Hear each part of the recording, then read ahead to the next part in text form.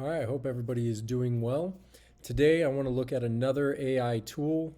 This one is going to be SciSpace. This is not only a tool that you can use straight through the website, which the link is posted in the description below, but it is also a extension that you can download for your Google Chrome. So really all you would have to do is this right here, this button right here, you click it and it's a step-by-step walkthrough to get that into a Google Chrome browser. It's a really great tool for yourself and also for your students, especially students that have reading comprehension issues, or you know that giving them large informational text or chunks of large informational text can be problematic. They can't focus, be it ADHD, dyslexia, you name it today. So this one's a really good tool to summarize really complex topics down to just regular articles that you find on the internet or documents that you can give a student. If you use this website, it has a list of free research papers, different types of questions. Type it into the search bar if you have a question specifically and see what it comes up with.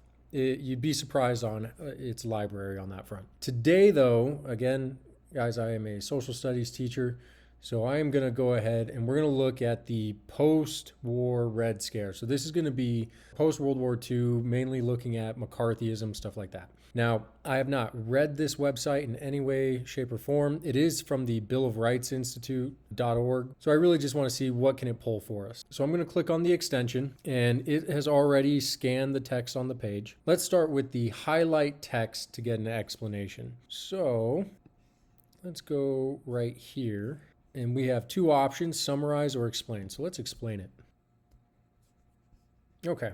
So it went through those two paragraphs that I touched on, talks about the fear of communist subversion in American political life from the end of World War II to the 1950s. Fear was not new. It definitely did. The Bolshevik Revolution, we had a end of World War I Red Scare that a lot of people don't talk about too often. The Palmer raids. So yeah, it takes this right here. Now in there, all of these things are touched on. So yeah, it was a really good. It took the names of these things right here and then gave a quick little background on it, which is really kind of nice, especially for students that might not have that background knowledge or maybe didn't do that required reading.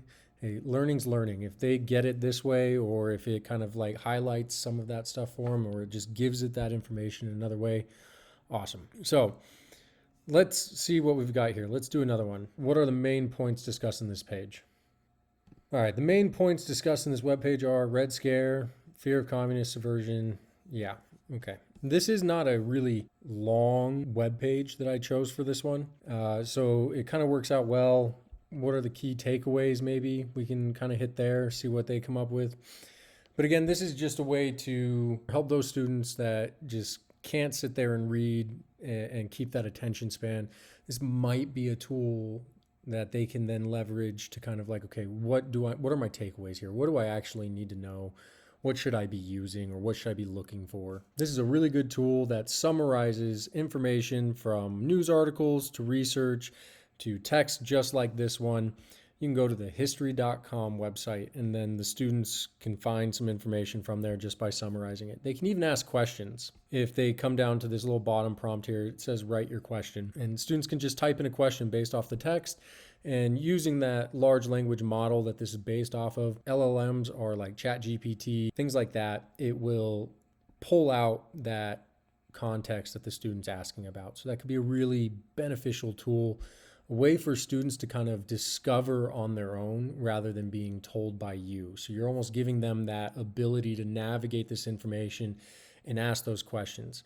We all know that once students leave middle school, it seems like when they enter that high school range, they just stop asking questions. Now, it's not the rule. Obviously, it's not, but it's definitely something that is noticed.